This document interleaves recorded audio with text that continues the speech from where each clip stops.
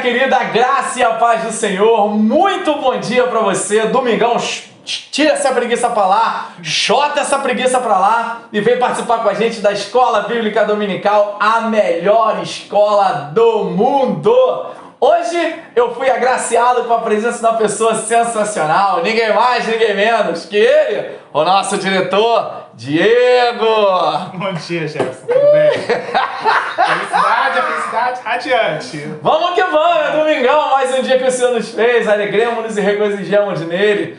Gente, hoje a gente vai falar da nossa lição número 3. Nós estamos aí trabalhando o livro de Hebreus, a carta, o livro de Hebreus é também chamado de carta, e a gente vai falar da lição 3, onde fala a superioridade do Evangelho. Mas antes de eu entrar nessa lição, eu queria pedir que você pudesse pegar a sua Bíblia, já deixa ela separado, pega o seu caderno, a sua caneta, coloca aí do lado. Qualquer dúvida é só você anotar, manda uma mensagem pra gente, manda um WhatsApp pra gente. Meu telefone não vai estar aí embaixo, porque eu não deixo meu telefone embaixo, mas pede aí na secretaria da igreja que você vai ter o telefone. Manda no Facebook, faz sinal de fumaça, a única coisa que você precisa é não ficar com dúvida. Tá bom, meu querido? Diegão vai orar pela gente e vamos largar descer esse trem aí. Vamos que vamos. Vamos que vamos. Senhor Deus e Pai querido, Pai amado, estamos em Tua presença nessa manhã. Agradecendo, Senhor Deus Pai, por mais um dia que o Senhor nos deste, por mais fôlego de vida. Toma, Pai querido, Pai amado, a vida do Jefferson em Suas mãos. Ele possa ser canal do Teu fluir, canal da Tua vontade, Deus. Toma a minha vida em Tuas mãos, que nós possamos levar a sã doutrina, a sã palavra do Senhor. Que, Pai querido, Pai amado, as pessoas possam ser impactadas com a Sua palavra e que nós possamos, Pai querido, Pai amado, hoje, Deus, levar um pouco mais do nosso conhecimento sobre Ti, Deus. Toma, Senhor Deus Pai, cada um ouvinte, cada pessoa que está na sua casa, assistindo esse vídeo, Senhor Deus Pai, que o Senhor venha tocar os seus corações, tocar as suas mentes e dar entendimento, Deus. Pai, é o que eu te peço e te agradeço. Amém. Amém. Vamos que vamos. Gente, eu queria convidar você a abrir comigo a sua Bíblia no livro de Hebreus, no capítulo 2, a partir do verso 1. A gente vai ler ele até o verso 18, tá bom? É toda a base que vai sustentar a nossa lição de hoje, tá bom? Hebreus capítulo 2, do verso 1 ao verso 18. A palavra do Senhor diz assim: por isso, devemos prestar mais atenção nas verdades que temos ouvido, para não nos desviarmos delas. Não há dúvida de que a mensagem que foi dada por meio dos anjos é verdadeira, e aqueles que não a seguiram, nem foram obedientes a ela, receberam o castigo que mereciam. Sendo assim, como é que nós escaparemos do castigo se desprezarmos uma salvação tão grande? Primeiro, o próprio Senhor Jesus anunciou essa salvação, e depois aqueles que a ouviram nos provaram que ela é verdadeira. Ao mesmo tempo, por meio de sinais de poder, maravilhas e muitos tipos de milagres, Deus confirmou o testemunho deles. E, de acordo com a sua vontade, distribuiu também os dons do Espírito Santo. Pois Deus não deu aos anjos o poder de governar o mundo novo que está por vir, o mundo do qual estamos falando. Pelo contrário, em alguma parte das Escrituras Sagradas, alguém afirma: quem é um simples ser humano, ó Deus, para que penses nele? Quem é o ser mortal para que te preocupes com ele? Tu o colocaste por pouco tempo em posição inferior à dos anjos.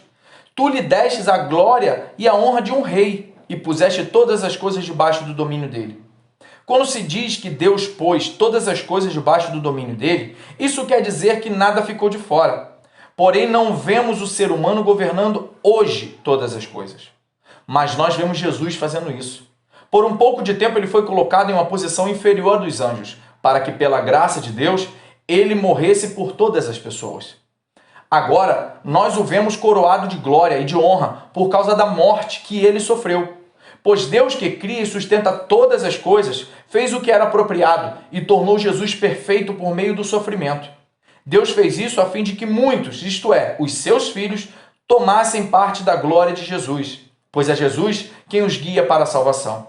Jesus purifica as pessoas dos seus pecados, e todos, tanto ele como os que são purificados, têm o mesmo Pai. É por isso que Jesus não se envergonha de chamá-los de irmãos, como ele diz: ó Deus, eu falarei a respeito de ti aos meus irmãos, e te louvarei na reunião do povo. Diz também: eu confiarei nele, e diz ainda: aqui estou eu, com os filhos que Deus me deu. Os filhos, como ele os chama, são pessoas de carne e sangue. E por isso o próprio Jesus se tornou igual a eles, tomando parte na natureza humana deles. Ele fez isso para que, por meio da sua morte, pudesse destruir o diabo e quem tem o poder sobre a morte. E também para libertar os que foram escravos toda a sua vida por causa do medo da morte. É claro que ele não veio para ajudar os anjos. Em vez disso, como dizem as Escrituras, ele ajuda os descendentes de Abraão. Isso quer dizer que foi preciso que Jesus se tornasse em tudo igual aos seus irmãos, a fim de ser o grande sacerdote deles, bondoso e fiel no seu serviço a Deus, para que os pecados do povo fossem perdoados.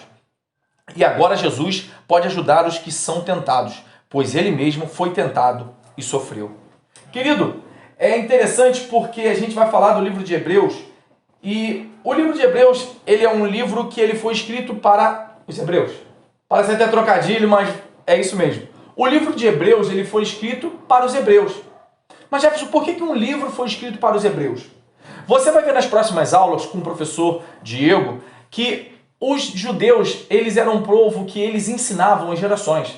Talvez nos dias de hoje nós temos o Netflix, nós temos outros aplicativos, nós temos outras coisas para nos distrairmos. Naquela época, a distração era sentar numa roda em volta da fogueira e os mais antigos contarem aos mais novos as histórias do povo de Israel. Você vai ouvir aqui nas lições que o povo de Israel ele foi cativo por mais de 400 anos. E quando ele sai do Egito, ele sai debaixo de uma promessa, onde Deus levaria eles para a terra de Canaã. E essa informação ela foi passada de geração para geração. No livro de Êxodo, você vai observar que a palavra do Senhor diz que levantou-se uma geração após outra, que não conheceu os feitos do Senhor. E isso fez com que o povo se tornasse escravo na terra do Egito. Eu quero te dizer o seguinte, toda vez que se fala para hebreus, você precisa contar a história. Você precisa basear o seu conto numa história. Por quê? Porque o hebreu é um povo histórico, é um povo milenar, é um povo que aprendeu muito durante o tempo. E todo o conhecimento é passado de pai para filho. Como? Sentando, olhando nos olhos e ensinando. Se você parar para observar, aqui no livro de Hebreus, no capítulo 2, a partir do verso 1, ele diz o seguinte: por isso, devemos prestar mais atenção nas verdades que temos ouvido, para não nos desviarmos delas. Eu chamo a sua atenção para o início desse versículo. Hebreus 2, versículo 1 diz: por isso o quê? Por que nós devemos prestar mais atenção? O que ele está querendo nos dizer com isso? Aí é a hora que a gente volta um pouquinho em Hebreus, no capítulo 1, no versículo 14. Então, o que são os anjos? Todos eles são espíritos que servem a Deus, os quais ele envia para ajudar os que vão receber a salvação. Por que ele fala isso? Porque o povo hebreu, ele tem o conhecimento de que a lei foi passada a Moisés pelo anjo do Senhor que estava no monte. Então, o povo de Israel sabia a importância dos anjos. Só que o Evangelho veio apresentar Jesus superior, Jesus maior que os anjos, Jesus que andou entre eles, o Deus Todo-Poderoso. Ele vem apresentar Jesus literalmente a mensagem do Evangelho através de Jesus como superior à lei, a Moisés, a anjos, a qualquer coisa. Então, eu quero dizer para você que Jesus, ele foi profeta. Jesus, ele foi sacerdote. E Jesus, ele foi rei. Ele é rei, mas dentro do contexto histórico, ele foi rei. Ele cumpriu os 3 papéis dele aqui na terra. E se nós pegarmos aqui, em Hebreus 2, 3, você vai ver, ele diz o seguinte: sendo assim, como é que nós escaparemos do castigo se desprezarmos uma tão grande salvação? Primeiro, o próprio Senhor anunciou essa salvação. Olha, profeta. Depois, aqueles que ouviram nos provaram que ela é verdadeira. Ao mesmo tempo, fez sinais, poder e maravilhas e muitos tipos de milagres. Deus confirmou o testemunho deles. E eu queria aqui compartilhar com o meu amigo Diego aqui, para, junto conosco, corroborar com essa verdade. Jefferson, o interessante desse primeiro ponto da gente observar é que a lei, naquela época, ela tinha um peso muito grande. E o modo de vida deles estavam todos baseados na lei. Sim. Só que a gente vai ver, durante as lições dessa revista, que a lei ela é superior em certos pontos, aos convívios sociais. Sim.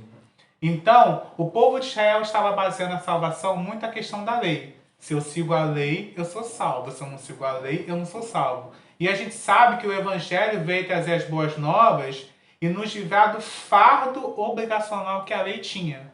Porque, como o apóstolo Paulo fala, se a gente seguisse a lei em toda a sua totalidade, muitos se desviariam. Porque a lei em si, ela é pesada, ela é imparcial, ela é até a certo ponto um pouco desumana. Só que ao mesmo tempo que a gente recebe a salvação, a gente vê que Cristo não veio abolir a lei, ele veio simplesmente cumprir. Certo, muito Porque bem ao colocado. passo que Cristo veio cumprir a lei, ele não veio cumprir os rituais sacerdotais ou os ritos do templo. Ele veio cumprir a lei no que tange a salvação do povo. Sim. No Novo Testamento, a lei não foi feita para escravizar o povo, e sim para que o povo tivesse uma orientação do modo de viver de Cristo.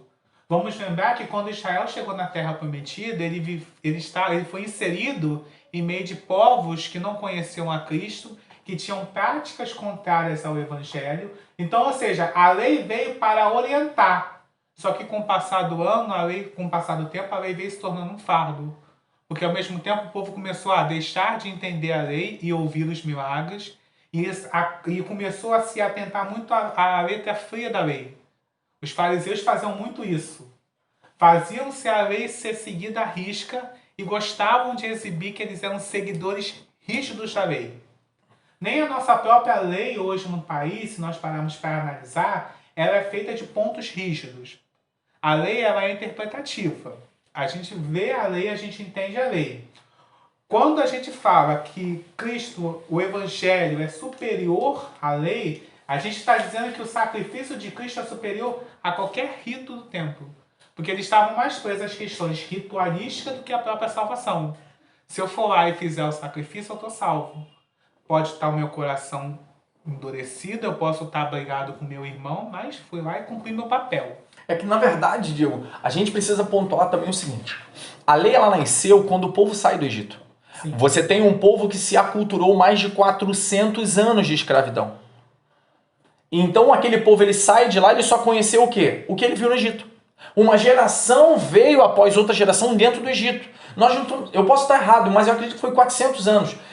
Note que nós estamos falando de 400 anos. 4 gerações. São 4 séculos. Ou seja, quantas gerações morreram e quantas gerações nasceram. E por isso a importância, que eu abro um parênteses e digo, você pai, você mãe, que está aqui nos assistindo, a responsabilidade que você tem sobre o seu filho. A palavra do Senhor diz, ensina o teu filho o caminho que ele tem que andar. Porque quando ele crescer, ele não vai se desviar. E eu quero entrar com você no detalhe desse texto, dentro desse parênteses, dizendo, ensinar é mostrar com precisão. Fecha o meu parente. Quando o povo não foi ensinado, ele saiu de lá. Tanto que quando o povo chega na ponta do Sinai, e Moisés sobe, passa-se 40 dias e ninguém mais vê Moisés, o que eles fazem? Não, olha, vem cá, faz pra gente um bezerro de ouro para representar o Deus que tirou a gente do Egito. Por quê? Porque no Egito tinha o Deus que era a forma de sapo, tinha o Deus que representava os mortos, tinha o Deus disso, o Deus daquilo, todo mundo com cara. E agora simplesmente eu saí de dentro do Egito, no meio do mar, vi o mar se abrir, a coluna de fogo, vi a nuvem. Mas qual é a face do meu Deus? Eles não tinham.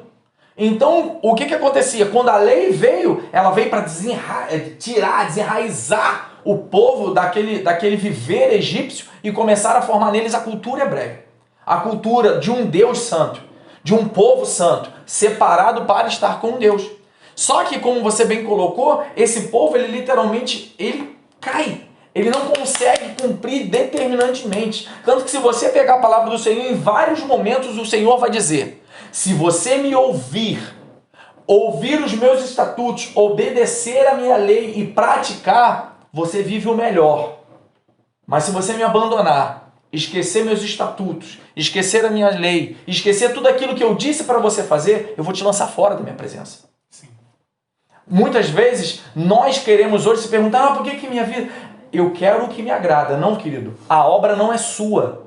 A obra é de Deus. A obra é de Deus. E obra de Deus é forma de Deus. Não é sua. Você não é rei. Você é príncipe. E você é príncipe se aceitar Cristo. Se não aceitar Cristo, você continua sendo criatura. Porque a palavra do Senhor diz: a todos aqueles que receberam a Cristo, deu-lhes o poder. Você não tem. Não existe nada que eu, que o Diego, que você, ou qualquer coisa que você faça, que vai comprar a sua salvação. Cristo, quando veio, ele foi profeta, ele foi sumo sacerdote e ele foi rei. Por quê? Porque ele não falhou. Aonde nós falhamos, ele não falhou. Ele acertou. E quando o Diego coloca que ele veio para cumprir a lei, ele veio para fazer a lei totalmente como ela deveria ser. Na sua íntegra. Por isso que ele é o grande sumo sacerdote para os judeus. Por isso que apresenta-se Cristo como sumo sacerdote. Porque na história conta-se que o sumo sacerdote ele passava um dia inteiro afastado da sua família, afastado do povo, afastado de todos, se preparando para entrar no Santo dos Santos. E esse mesmo sumo sacerdote que entrava lá, ele entrava com um sininho no pé. Porque se por acaso ele tivesse qualquer pecado, de lá ele não saía vivo, ele morria. Ele era fulminado pela santidade do Senhor. Então o que acontece? Jesus ele veio como sumo sacerdote. Por quê? Porque ele entrou. Ele foi a ovelha que foi ao matadouro. Ele foi o inocente que morreu pelo culpado. Por isso que a mensagem do Evangelho é superior a qualquer coisa. Querido, você não vai entrar no céu se não for por Jesus. Esquece! Eu sou o caminho, eu sou a verdade e eu sou a vida. Ninguém vai ao Pai se não for por mim. Ou seja, é Ele que vai levar a gente para lá. Talvez você está batendo uma porta que você não tem que bater. Talvez você está procurando que você não tem que procurar. Ei, o seu sumo sacerdote chama-se Jesus Cristo de Nazaré. O Filho de Deus foi enviado à terra para morrer por mim e por você. Ele é seu sumo sacerdote. É por causa dele que nós chegamos a Deus. Amém. Amém? Jesus, estou quase fazendo um apelo aqui, gente. Terra. E vamos seguir. E por que essa carta também foi escrita? Essa carta foi escrita porque os hebreus eles estavam sendo perseguidos. Os judeus eles estavam sendo confrontados a voltarem a viver a antiga religião. Ou seja, a viver debaixo da lei. E não, existia a graça conquistada por Cristo para todos eles. E o tanto que o autor ele vai dizer assim: sendo assim, como é que nós escaparemos do castigo se desprezarmos uma salvação tão grande? Ou seja, querido, Deus ele trouxe para nós através de Cristo a salvação que nós precisávamos, que nós nunca conseguiríamos. Nós nunca conseguiríamos. Deus trouxe através de Jesus para nós. E essa mensagem, ele apresenta Jesus como o grande mediador. Por quê? Porque se você abrir comigo aí, eu convido você a abrir em Hebreus 2:2, para a gente ler mais uma vez. Ele diz o seguinte, em Hebreus 2:2. Não há dúvida de que a mensagem que foi dada por meio dos anjos é verdadeira, e aqueles que não a seguiram nem foram obedientes a ela receberam o castigo que mereciam. Eu queria também convidar você a abrir comigo em Atos capítulo 7, versículo 38 e 53. Atos capítulo 7, versículo 38. Tá aí, Digão? Lê pra gente aí, Atos 7, 38. Atos 7, 38 diz assim: Moisés estava com os nossos antepassados, a congregação do povo de Deus no deserto, quando o anjo lhe falou no monte Sinai. E ali Moisés recebeu as palavras que dão vida para transmiti-las a nós. Querido, a tua mensagem tem fundamento. A mensagem de Deus na sua vida tem fundamento. Ela não veio do nada, não foi alguém que fez Shazam e apareceu a mensagem, não. Ela tem fundamento, querido. O Evangelho tem fundamento. Jesus veio para cumprir a lei, para fazer a lei ser cumprida. Ele é superior. O Evangelho de Cristo é superior a todas as coisas. Não tem que ser inventado nada. Não se inventa a roda, você aperfeiçoa a roda. Inventar você nunca mais vai inventar, querido. Você não vai inventar o Evangelho. Você não vai inventar. O que você pode fazer é apenas mudar a forma que você vai transmitir. Mas a essência do Evangelho nunca vai mudar. Ela nunca vai mudar. E aqui o que acontecia? Quando a carta de Hebreus ela evoca o passado para que aqueles que aprenderam através das histórias antigas que Cristo não veio para simplesmente abolir a lei, ele veio para cumprir toda ela. Ele veio para fazer, para dar sentido à lei, para fazer com que a lei seja completamente cumprida. Entendeu? E tem também o versículo 53, Diego, que vai dizer o seguinte: Aqui cadê 53? Vocês receberam a lei por meio de anjos e não têm obedecido a essa lei. Ô querido, olha como é que isso é forte. Quer dizer que Deus manda a lei e os anjos dão e o povo não obedece. Ou seja, por quê? Como o Diego citou, não é fácil. Não é fácil. Se você cumpre a lei e erra em um, você errou a lei inteira. Não tinha essa, não tem esse negócio... são 100 leis, eu cumpri 99, errei uma, errou a lei inteira, já era. Sua totalidade já perdeu. Já era. Então você não, na verdade você era escravo da lei. Você não tinha uma lei para te ajudar, você tinha uma lei para te escravizar.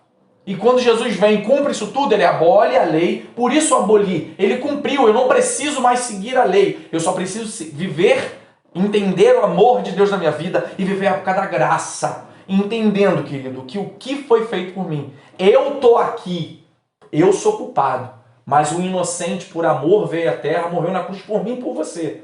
E hoje nós somos inocentes por meio do sangue desse inocente, que é o Filho de Deus, Jesus Cristo de Nazaré. Então vamos seguir aqui, senão a gente não para o Jesus amado. Eu não consegui nem sair da introdução, querido, mas vamos que vamos. Então, a palavra do Senhor, lendo aí, continua aí, Hebreus capítulo 2, verso de 1 a 4, vai dizer, por isso devemos prestar mais atenção nas verdades que temos ouvido, para não nos desviarmos delas. Não há dúvida de que a mensagem que foi dada por meio dos anjos é verdadeira, e aqueles que não a seguiram nem foram obedientes a ela receberam o castigo que mereciam. Sendo assim, como é que nós escaparemos do castigo se desprezarmos uma salvação tão grande? Primeiro, o próprio Senhor Jesus anunciou essa salvação, e depois, aqueles que a ouviram nos provaram que ela é verdadeira. Ao mesmo tempo, por meio de sinais de poder, maravilhas e muitos tipos de milagres, Deus confirmou o testemunho deles. E de acordo com a sua vontade, distribuiu também os dons do Espírito Santo. Querido, nós precisamos nos apegar à mensagem. Eu acho que, muitas vezes, Diego, o que falta a gente é entender que não existe mais ou menos. Deus não se entregou, não enviou mais ou menos Jesus. Deus não fez, eu vou mandar, mas tem isso aqui. Não, eu vou mandar, vai morrer por aqueles todos, vai anunciar o evangelho, vai viver na terra como homem, vai morrer, vai ser ressuscitado e vai construir um novo e vivo caminho para a minha presença. Vai salvar a humanidade. Ou seja, é sim e não. E hoje o que muitas vezes nós vemos é o mais ou menos.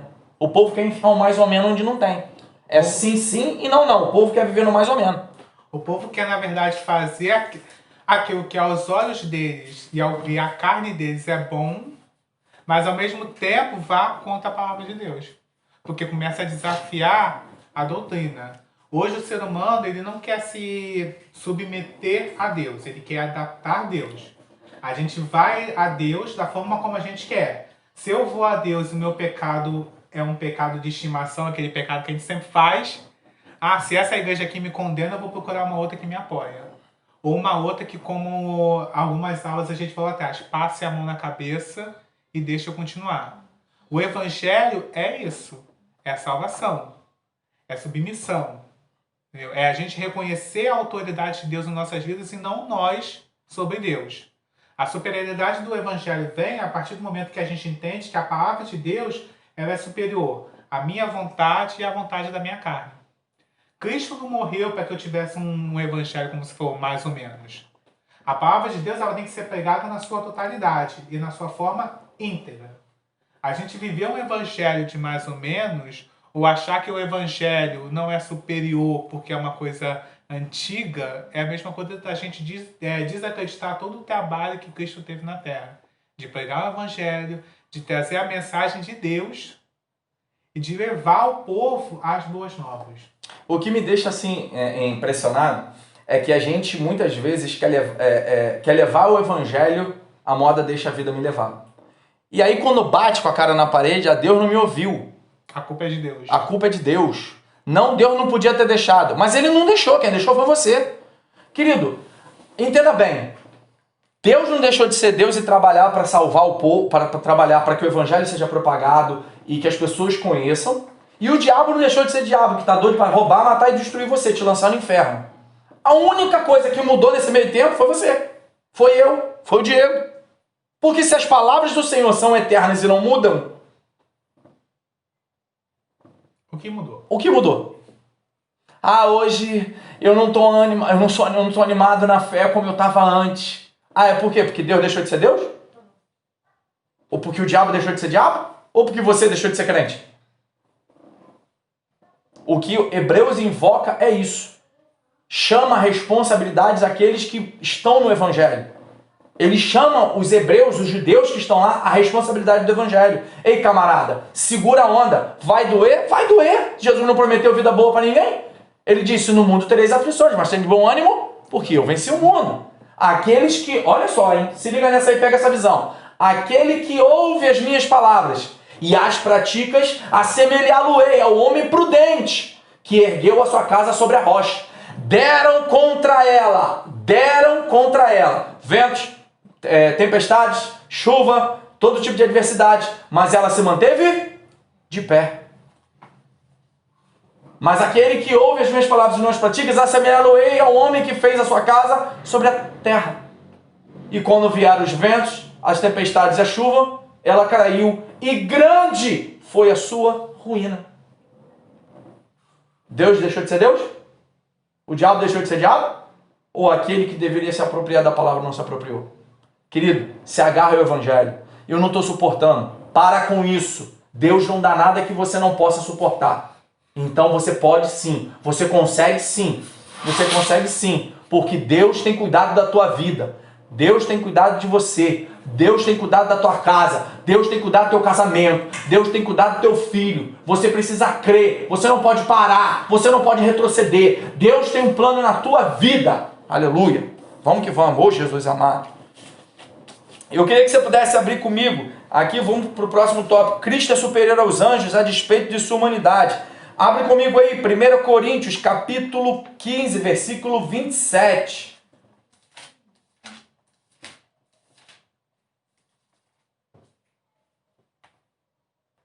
Cadê você? Volta aqui.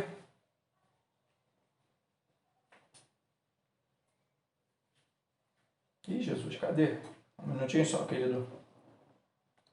Lê para mim, Gil. 1 Coríntios capítulo 15, versículo 27. Deixa eu achar aqui. Pois as Escrituras dizem, Deus pôs todas as coisas sob sua autoridade. Claro que quando se diz todas as coisas estão sob sua autoridade, isso não inclui aquele que não conferiu a sua autoridade a Cristo. Exatamente. Então, o que a gente pode observar com isso? Que ele é superior. Não tem jeito, não tem outra forma. Ele é superior. A palavra do Senhor vai dizer aqui também, em Salmo capítulo 8, versículo 6, versículo 4 a 6, o seguinte: quem é um simples ser humano, para que penses nele? Quem é um ser mortal para que te preocupes com ele? No entanto, fizeste um ser humano inferior somente a ti mesmo, e lhe deste a glória e a honra de um rei. Tu lhe deste o poder sobre tudo o que criaste. Tu puseste todas as coisas debaixo do domínio dele. Querido, essa é a verdade sobre a minha e a sua vida. Deus olhou para a gente, Deus escolheu a gente. Você tem sobre a sua vida o sacerdócio real dado por Cristo Jesus. Toma posse disso sobre a sua vida. Segura nessa mensagem, se garante em Deus, porque Deus não falha. Se garante em Deus, porque Deus não falha. Mas também siga a vontade do Senhor e faça as coisas do jeito de Deus, não do seu jeito. Porque é da forma de Deus, porque a obra é de Deus. Vamos seguir, Diegão. Lê para mim aí, Diego. Não vou dar aula sozinho, Jesus. Desculpa, gente. Hebreus capítulo 2, do verso 10 ao 18. Estamos terminando, já estamos terminando. A diretora está aqui, ó. Croquete. Já estamos terminando. Verso 10 ao 18. Deus, para quem por meio de quem todas as coisas foram criadas, escolheu levar muitos filhos à glória. E era apropriado que, por meio do sofrimento de Jesus, ele os tornasse líder perfeito para conduzi-los à salvação.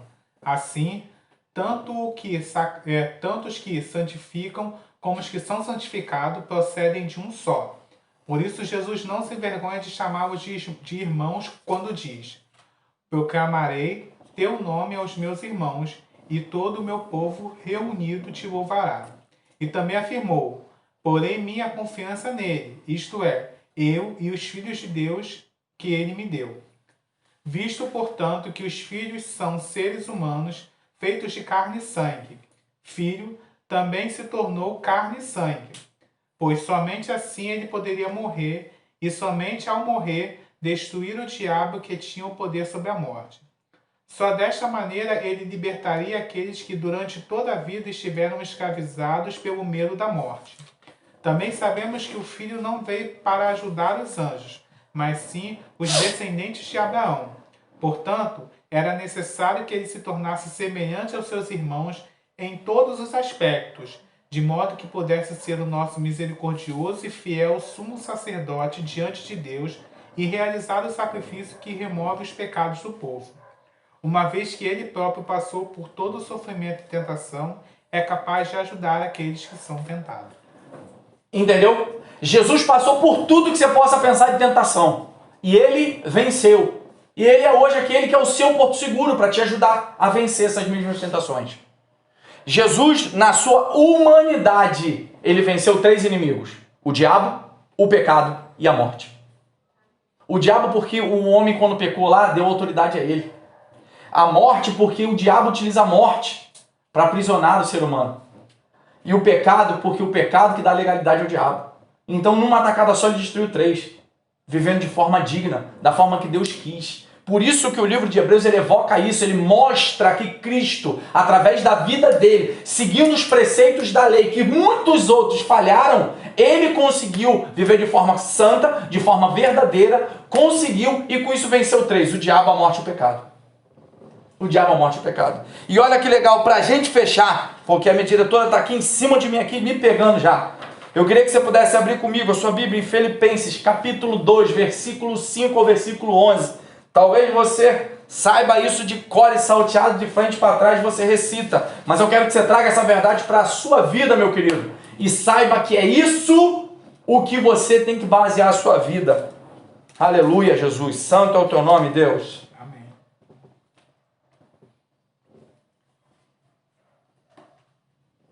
Vamos lá? Vamos. Filipenses capítulo 2, versículo 5. Deixa eu só pegar aqui, gente. Desculpa aqui, deixa eu voltar na Bíblia aqui. Deixa eu abrir. Abre, filha. Isso.